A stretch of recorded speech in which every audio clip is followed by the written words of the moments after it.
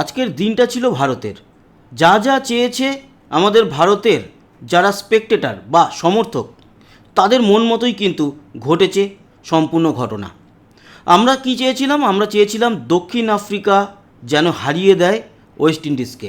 তাহলে চান্স আমাদের থাকলে ওই নেট রান রেটের উপরে ভরসা করতে হবে না। সেটাই হয়েছে। দক্ষিণ আফ্রিকা হৈ হৈ করে জিতেছে। আসবো এই ভিডিওর মধ্যে দক্ষিণ আফ্রিকা বনাম ওয়েস্ট ইন্ডিজের ম্যাচের আলোচনায়। আর আগামীকালকেও একটা গুরুত্বপূর্ণ ম্যাচ হতে চলেছে, সেটা নিউজিল্যান্ড বনাম ইংল্যান্ড। কেন গুরুত্বপূর্ণ সমস্ত আলোচনা করব। তবে শুরুতে বলে রাখি, আমরা যেটা চেয়েছিলাম সেরকম দলই পেয়েছিলাম। চেয়েছিলাম সঞ্জু স্যামসন আসুক, এসেছে, ওপেন করুক, করেছে, এবং ঈশান কিষান 3 নম্বরে যাক, গেছে। রিঙ্কু সিং আজকে খেলবে না, কিন্তু সে নামবে ফিল্ডিং করতে, নেমেছে। তবে দুর্ভাগ্যবশত রিঙ্কু সিংয়ের হাত থেকে একটা ক্যাচ মিস হয়েছে। আর সেই ক্যাচটা নিতে পারলে সেটাই হতো গিয়ে প্রথম আউট জিম্বাবুয়ের। কিন্তু সেগুলো খেলার অঙ্গ। ভারত আরও বেশি রানে জয়লাভ করতে পারত। তবে এই 72 রানের জয়লাভটাও কিন্তু কম কিছু নয়। হ্যাঁ, শেষের দিকে একটু পরীক্ষা নিরীক্ষা করে নেওয়া, শিবম দুবেকে দিয়ে বল করানো। শিবম দুবে না এসে সেখানে যদি জসপ্রীত বুমরা আসতো বা হার্দিক পান্ডিয়া আসতো, আমার মনে হয় আরও একটু বেশি রানে ভারত জিততে পারতো। তবে পরীক্ষা নিরীক্ষা তো করতে হবে। হ্যাঁ, শিবম দুবে লাস্টে এসে একটা উইকেট তুলেছে, কিন্তু প্রচুর মারও খেয়েছে। আর একমাত্র ওই বোলার যে 2টো নো বল দিয়েছে এবং 2বার ফ্রি হিটেই 6 মেরেছে জিম্বাবুয়ের প্লেয়ার। জিম্বাবুয়ের যে ওপেনিং ব্যাটার, ও ভালো ব্যাট করেছে। তবে আমাদের যেই 4জন প্লেয়ারকে নিয়ে আমরা আলোচনা করব, সেটা দিয়ে শুরু করি। সেটা হচ্ছে গিয়ে অভিষেক শর্মা। অভিষেক শর্মা আজকে প্লেয়ার অফ দ্য ম্যাচ হতেই পারতো, কিন্তু প্লেয়ার অফ দ্য ম্যাচ আমার মতে হার্দিক পান্ডিয়া। কারণ হার্দিক পান্ডিয়া যে 23 বলে 50 রানের নট আউট ইনিংসটা খেলেছে, সেই ইনিংসটা অসাধারণ, অসামান্য, নিখুঁত। কিন্তু অভিষেক শর্মার যে একটা হাফ সেঞ্চুরি, সেটাকে আমি নিখুঁত বলবো না। সেটা 30 বলে করেছে, বেশ ভালো ছিল। আর অভিষেক শর্মার উপরে আমাদের এতটাই আশা ভরসা, ও আরও বেটার করবে, এটা আমরা চাই। কিন্তু আজকে ওর ব্যাটে 2খানা ইনসাইড এজ লেগে একেবারে উইকেটের সামনে থেকে বেরিয়ে 4 হয়েছে বটে। 2টোই 4 হয়েছে কিনা মনে নেই, একটা তো 4 হয়েইছে, আর একটা বোধহয় ফিল্ডারের হাতে গিয়েছিল। সেই 2টো খুব সৌভাগ্যবশত বেঁচে গেছে, তাই আমি নিখুঁত বলবো না। কিন্তু এটা আনন্দের যে অভিষেক শর্মা অবশেষে রান পেল এবং অনবদ্যও বলবো না, একটা হাফ সেঞ্চুরি করলো। 30 বলে হাফ সেঞ্চুরি, সেটাও উল্লেখযোগ্য। এবং হার্দিক পান্ডিয়ার যে 50 নট আউট 23 বলে, সেটাও উল্লেখযোগ্য। এবং তিলক বর্মা খেলবে, রিঙ্কু সিংয়ের জায়গায় খেলবে, সেটাও বলেছিলাম। কারণ অ্যাকচুয়ালি যখন টস হয়েছে, আজকে টসে হেরেছে ভারত, কিন্তু হারার পরেও সূর্যকুমার যাদব বলেছে আমি চাইছিলাম ব্যাটিং করতেই। সেগুলো ব্যাপার নয়। ব্যাপার হচ্ছে ও বলেছে কি, রিঙ্কু সিংয়ের জায়গাতে এসেছে সঞ্জু স্যামসন, আর ওয়াশিংটন সুন্দরের জায়গায় আমরা নিয়েছি দলে অক্ষর প্যাটেল। এখানে ওয়াশিংটন সুন্দরের জায়গায় অক্ষর প্যাটেল, এটা ঠিক আছে। কিন্তু রিঙ্কু সিংয়ের জায়গায় সঞ্জু স্যামসন নয়। মানে হয়তো ওভারঅল দেখলে তাই, কিন্তু রান অর্ডার অনুযায়ী দেখা যাচ্ছে তিলক বর্মার জায়গায় নেওয়া হয়েছে ঈশান কিষানকে, ঈশান কিষানের জায়গায় নেওয়া হয়েছে সঞ্জু স্যামসনকে, এবং রিঙ্কু সিংয়ের জায়গায় নেওয়া হয়েছে তিলক বর্মাকে। ওই ঘুরিয়ে নাক দেখানোর মতোই ব্যাপার। ওই যে বলেছিলাম না, দলে বিরাট ওলটপালট আজকে দুপুরের ভিডিওতে, ওটাই ব্যাপার ছিল। কিন্তু এই ওলটপালট করে খারাপ কিছু হয়নি, ভালোই হয়েছে। তিলক বর্মা 5 নম্বরে এসছিল এবং সেখানে ওই 16 বলে একটা 44 রানের নট আউট ইনিংস যেটা খেলেছে, আর ক্যাচও নিয়েছে, ভালো ফিল্ডিংও করেছে, খারাপ নয়, সেটাও কিন্তু অনবদ্য ছিল। অন্যদিকে আজকে অর্শদীপ সিং একমাত্র আমাদের বোলার যার বোলিং দেখে সন্তুষ্ট হয়েছি। 3টে উইকেটও নিয়েছে, তারপরে কত রানে কত উইকেট আপনাদেরকে বলি। অর্শদীপ সিং 4 ওভার বল করে 24 রান দিয়ে 3-3টে উইকেট নিয়েছে। ও ছাড়া আমাদের বোলারদের মধ্যে উল্লেখযোগ্য পারফর্মার আমি আর কাউকে দেখছি না। ব্যাটারদের মধ্যে যদি বলি, প্রত্যেককেই কিন্তু উল্লেখযোগ্য বলতে হবে। আসবো সে আলোচনায়, আসবো আমরা ম্যাচ সামারিতে, তবে তার আগে প্রতিটা প্লেয়ার নিয়ে একটু আলোচনা। দেখুন, আজকে এই ছিল আমাদের রান অর্ডার। সঞ্জু স্যামসন আজকে ওপেনিং করেছে অভিষেক শর্মার সাথে। সঞ্জু স্যামসন যেই ইনিংসটা খেলে গেছে 24-25 রানের ইনিংস এবং ওই 13-14 বলে, এইটার বিরাট বড় মাহাত্ম্য আছে। এটা দরকার ছিল। ওই যে স্টার্টিংটা দিয়ে গেছে, 2টো 6 একটা 4, এই স্টার্টিংটা দরকার ছিল। 1টা 2টো 4 যাই হোক না কেন, আমরা তো সেগুলো স্কোর কার্ডে গিয়ে দেখেই নেব। এটা খুব দরকার ছিল ওই সময়, বা ওপেনিং জুটিতে যখনই আমাদের ওই প্রথম ওভারে, দ্বিতীয় ওভারই 1টা 2টো উইকেট পড়ে যাচ্ছিল, সেখান থেকে দাঁড়িয়ে সঞ্জু স্যামসনের এই যে একটা নক, সেটা কিন্তু বেশ কার্যকরী হয়েছে। আজকে সব ব্যাটারদের মধ্যে একটা স্ফুলিঙ্গ ওইখান থেকেই একেবারে কি বলবো, ওই পিন আপ করে দিয়ে গেছে বা প্লাগ ইন করে দিয়ে গেছে। তাই আজকে সঞ্জু স্যামসনের এই নকটা, এটা কিন্তু একেবারে গা ছাড়া মনোভাব দিয়ে দেখলে চলবে না। যথেষ্ট উল্লেখযোগ্য ছিল সঞ্জু স্যামসন, প্রত্যেকে দায়িত্ব পালন করেছে। অভিষেক শর্মার ব্যাপারে বললাম, কিন্তু ওর হাফ সেঞ্চুরিটাও আজকে দরকার ছিল এবং সে করেছে। ঈশান কিষান ছোট নক খেলেছে, কিন্তু যতটুকু ও খেলেছে, ওর যে ইম্প্যাক্ট দেওয়ার ছিল ও কিন্তু দিয়ে গেছে। সূর্যকুমার যাদব যতটা করার অ্যাঙ্কারের কাজ করেছে, দায়িত্বপূর্ণ কাজ করেছে। আর সবথেকে বড় কথা, আজকে যখন আমাদের কোনো প্লেয়ার আউট হয়েছে মনে দুঃখ পায়নি, বা ইস গেল রে, উস গেল রে, এরকমটা করিনি আগের ম্যাচগুলো যেরকম করেছি। আপনি ভেবে দেখুন, ঠিক আছে, জায়গায় একটা দায়িত্ব পালন করে মাঠ ছাড়ছে, নো প্রবলেম, এটাই হওয়া দরকার। আজকের ম্যাচটা কিন্তু টিম গেমের উপরে জিতেছে। Hardik Pandya player of the match আমি দেখব, তার আগে বলেই রাখি, আমার player of the match Hardik Pandya. আজকে ওই অনবদ্য ব্যাটিং এবং বোলিংয়েও কিন্তু আজকে বেশ ভালো, উইকেট পায়নি কিন্তু বোলিংটাও ভালো করেছে, চেপে রেখে দিয়েছিল। এত যেখানে রান হয়েছে সেখানে ওর বোলিং অনেকটাই প্লাস পয়েন্ট রাখে। তিলক বর্মা নিজের দায়িত্ব পালন করেছে, 16 বলে 44 নট আউট। জায়গা চেঞ্জ, পুরো স্ট্রাইক রেট চেঞ্জ, সব কিছু চেঞ্জ হয়ে গেছে। তারপরে হচ্ছে গিয়ে আমাদের শিবম দুবে আজকে ব্যাট করতে নামেনি বা প্রয়োজন হয়নি, কিন্তু বল হাতে ওকেই এক্সপেরিমেন্ট করানো হচ্ছিল। ওকে না দিলেও পারতো, কিন্তু ও বল হাতে খুব খারাপ করেছে। একটা উইকেট নিয়েছে বটে, বল হাতে সাকসেস হয়নি, কিন্তু সেটা প্ল্যান ছিল না। ও খারাপ করবে এটা হয়তো ভেবেও ছিল, কিন্তু ওকে যে একটা প্র্যাকটিসও করিয়ে নিয়েছে, যেগুলো বড় ম্যাচে করে নিতে। অনেকে বলবে জিম্বাবুয়ের এগেনস্টে বড় ম্যাচে, অনেকে বলবে জিম্বাবুয়ের এগেনস্টে জিতে এত বড় বড় কথা। কেউ বড় কথা বলছে না, দুটো ম্যাচে জিততে হবে, কিন্তু এটুকু মনে রাখতে হবে, এই জিম্বাবুয়ে শ্রীলঙ্কার মাটিতে শ্রীলঙ্কাকে হারিয়ে, অস্ট্রেলিয়াকে হারিয়ে তারা কিন্তু গ্রুপ চ্যাম্পিয়ন হয়ে এসছে। তাই তাদেরকে এখন ভারত যেহেতু হারিয়ে দিয়েছে, অনেকে তাদেরকে ছোট করবে, কিন্তু একদিন আগে বা আজকে ম্যাচ শুরুর আগেও সেই নিন্দুকেরা জিম্বাবুয়ে কিন্তু ঘেঁটে দিতে পারে, কিংবা ওয়েস্ট ইন্ডিজ আর জিম্বাবুয়ের ম্যাচের আগে জিম্বাবুয়েকে এমনভাবে দেখানো হয়েছিল যে একেবারে ভারতকে যেন ধুয়ে মুছে সাফ করে দিয়ে চলে যাবে। ভাই নিন্দুক কাকুরা, একটু সাবধানে কথা বলো। আবার এখন বলবে কি, ওই নিন্দুক কাকুরাই এখন বলবে ওই তো হারিয়েছে জিম্বাবুয়েকে। আবে কাল পরশুই তো জিম্বাবুয়ে তোদের বাবা ছিল, আর আজ হারিয়ে দিয়েছে, তখন বলবে জিম্বাবুয়ে।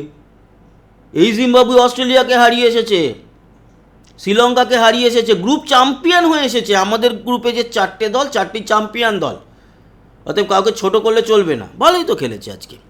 অক্ষর প্যাটেল আজকে ব্যাট করতে নামেনি, কিন্তু ফার্স্ট যে আমাদের উইকেটটা অক্ষর প্যাটেলই এনে দিয়েছিল। এবং অর্শদীপ সিং নিয়ে তো কথা বললামই, ও খুব ভালো বল করেছে। জসপ্রীত বুমরার আজকে খুব একটা ভালো হয়নি, বুমরা আজকে উইকেটও পায়নি।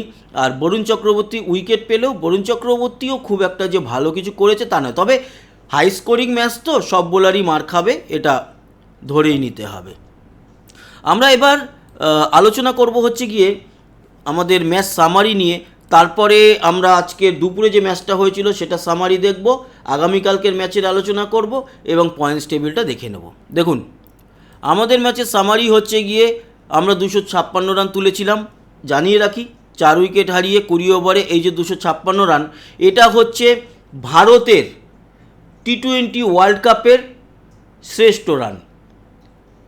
এর আগে 2007 সালে ভারত তুলেছিল হচ্ছে গিয়ে 218, ওটাই ছিল হায়েস্ট 2007-এ। আর সেই ম্যাচেই ইংল্যান্ডের এগেনস্টে 6 বলে 6টা 6 মেরেছিল যুবরাজ সিং। সেই ওয়ার্ল্ড কাপের আর একটা রেকর্ড আছে, সেটা শ্রীলঙ্কার 260 রান সর্বোচ্চ করেছিল, এটা হয়ে গেল গিয়ে দ্বিতীয়। এর আগের দ্বিতীয় ছিল এই জিম্বাবুয়ের এগেনস্টেই ওয়েস্ট ইন্ডিজ করেছে এই ওয়ার্ল্ড কাপেই 254, সেটাকে ছাপিয়ে 256 ভারত করেছে। এটা হলো ভারতের যেরকম একেবারে টপ স্কোর টি-20 ওয়ার্ল্ড কাপের সব মিলিয়ে, টোটাল মিলিয়ে, সেরকম টোটাল মিলিয়ে এটা হচ্ছে গিয়ে টি-20 ওয়ার্ল্ড কাপের টপ দ্বিতীয় স্কোর। আজকে প্রথম হয়েই যেতে পারতো আশা করেছিলাম, কিন্তু হয়নি, নো প্রবলেম। বাকি জিম্বাবুয়ে 184 রান তুলতে সক্ষম হয়েছে 6 উইকেটে 20 ওভারে, এবং ইন্ডিয়া 72 রানে এই ম্যাচটি জিতে নিয়েছে। Player of the match Hardik Pandya, আমি যেরকমটা ভেবেছি তাই হয়েছে। অভিষেক শর্মা 30 বলে 55, এগুলো নিয়ে আলোচনা করলাম। ওদের হয়ে যারা বল করেছে 3 ওভার বল করে 29 রান দিয়ে 1 উইকেট, আর সিকান্দার রাজা মাপোসা 2 ওভার বল করে 2 ওভারে 40 রান 20 করে, বুঝতে পারছেন। মুজার আব্বানি 4 ওভার বল করে 43, একটা উইকেট, তাও বলবো বেটার।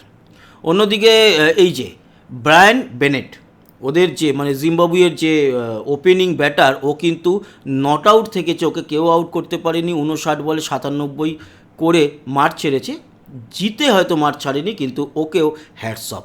সিকান্দার রেজাও ভালো খেলছিল, 21 বলে 31। আর মারু, ওদের আরেকজন ওপেনার, 2 ওপেনার কিন্তু অনেকক্ষণ টিকে ছিল। মারুমানি, ওদের উইকেট কিপারও মারুমাইনি, তো 20 বলে 20 রান করেছে। আমাদের 4 ওভার বল করে 24 রান দিয়ে 3 উইকেট। আরজিপ বরুণ 4 ওভার বল করে 35 রান দিয়ে 1 উইকেট। আকসার 4 ওভার বল করে 35 রান দিয়ে 1 উইকেট, মানে বরুণ আর আকসার একই পারফর্ম করেছে। এই হলো গিয়ে সামারি, আর ডিটেলে যাচ্ছি না, ডিটেল মোটামুটি আপনারা জানেনই। এবার আসি আজকে দুপুরে যে ম্যাচটা হয়েছে সেটার উপরে তো আমাদের সবার নজর ছিল। সেখানে ওয়েস্ট ইন্ডিজ প্রথমে ব্যাট করতে যায়, সাউথ আফ্রিকা কিন্তু টসে জিতেছিল। আর ওয়েস্ট ইন্ডিজ ব্যাট করতে গিয়ে 20 ওভারে 8 উইকেট হারিয়ে 176 তোলে।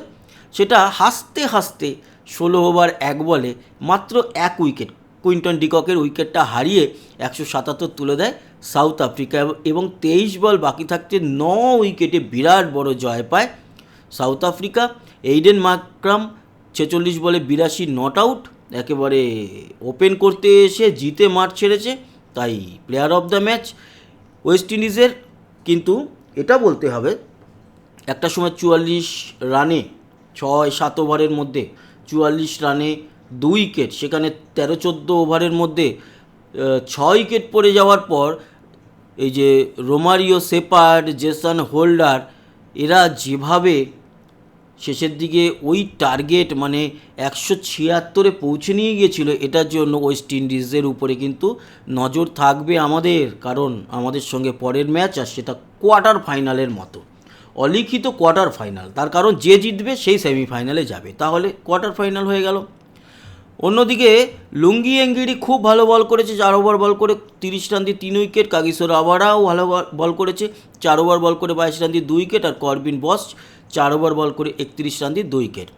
এইডেন মার্ক্রামের কথা বললাম, 46 বলে 82 নট আউট। কুইন্টন ডিককও খুব ভালো ব্যাট করেছে, 24 বলে 47, এবং রায়ান রিকালটনও কিন্তু 28 বলে 45 নট আউট, জিতে মাঠ ছেড়েছে।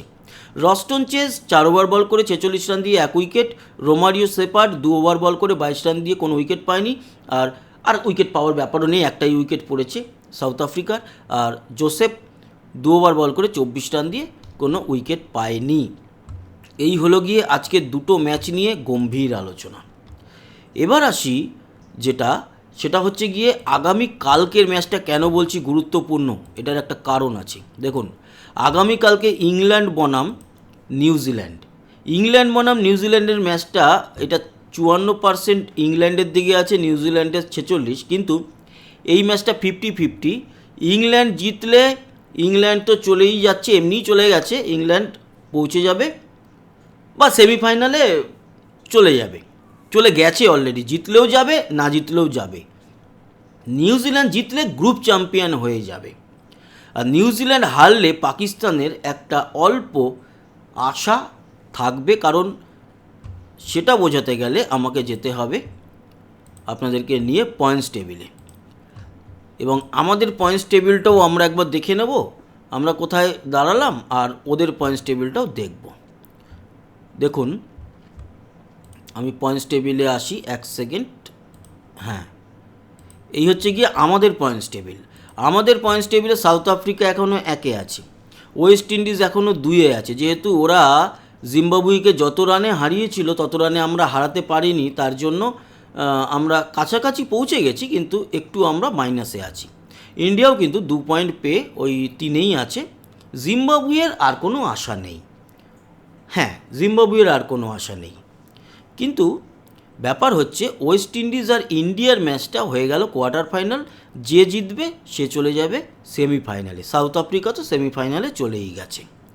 এবার এদের গ্রুপের যেটা হচ্ছে সেটা হচ্ছে ইংল্যান্ড 4 পয়েন্টে আছে, নিউজিল্যান্ড 3 পয়েন্টে আছে, পাকিস্তান আছে 1 পয়েন্টে, শ্রীলঙ্কার আশা শেষ হয়ে গেছে। এবার শ্রীলঙ্কার পাকিস্তানের একটা ম্যাচ বাকি আছে, আর ইংল্যান্ড আর নিউজিল্যান্ডের ম্যাচ হচ্ছে আগামীকাল। এই ম্যাচে যদি ইংল্যান্ড যেতে হয়ে যাবে 6 পয়েন্ট এবং নিউজিল্যান্ড 3 পয়েন্টেই থাকবে, তখন পাকিস্তান আর শ্রীলঙ্কার যে ম্যাচটা সেই ম্যাচটা হয়ে যাবে পাকিস্তানের কাছে গুরুত্বপূর্ণ, এবং পাকিস্তান যদি সেই ম্যাচটা জেতে তাহলে পাকিস্তানেরও 3 পয়েন্ট হবে। কিন্তু প্রশ্ন এখানেই, নিউজিল্যান্ড যে +3.050 নেট রান রেট নিয়ে আছে, এটাকে টপকানো কিন্তু পাকিস্তানের ক্ষেত্রে অসম্ভব ব্যাপার। তবে কালকে যদি ইংল্যান্ডের কাছে নিউজিল্যান্ড একটা ভয়ঙ্করভাবে হারে, তাহলে তাদের রান রেট অনেকটাই মাইনাস হয়ে যাবে, তখন সেটাকে প্লাস করে যদি টপকাতে পারে তাহলে পাকিস্তানের একটা চান্স। তবে আমরা মনে করছি নিউজিল্যান্ড হয়তো জিতে যাবে এবং নিউজিল্যান্ড 5 পয়েন্ট পেয়ে এই গ্রুপের চ্যাম্পিয়ন হবে, এবং ইংল্যান্ড হবে গিয়ে রানার্স, আর পাকিস্তান শ্রীলঙ্কা ডিসকন্টিনিউ হয়ে যাবে, সেমিফাইনালে যেতে পারবে না। অন্যদিকে সাউথ আফ্রিকা আমাদের গ্রুপে চ্যাম্পিয়ন হবে, ইন্ডিয়া এই গ্রুপের রানার্স হয়ে ইন্ডিয়ার সঙ্গে নিউজিল্যান্ডের সেমিফাইনাল হবে, এটা কিন্তু আমরা মনে করছি। তো বন্ধুরা, এই ছিল আজকের ম্যাচের আলোচনা। কেমন লাগলো জানাতে ভুলবেন না, সঙ্গে থাকবেন আমাদের, সাবস্ক্রাইব করে লাইক শেয়ার করবেন, কমেন্ট বক্সে আপনার গুরুত্বপূর্ণ মতামত জানাবেন। আসি, আবার দেখা হচ্ছে, আর সাবস্ক্রাইব করে অবশ্যই জুড়ে থাকুন আমাদের সঙ্গে এই স্পোর্টস বাংলা চ্যানেলে। ধন্যবাদ, টাটা।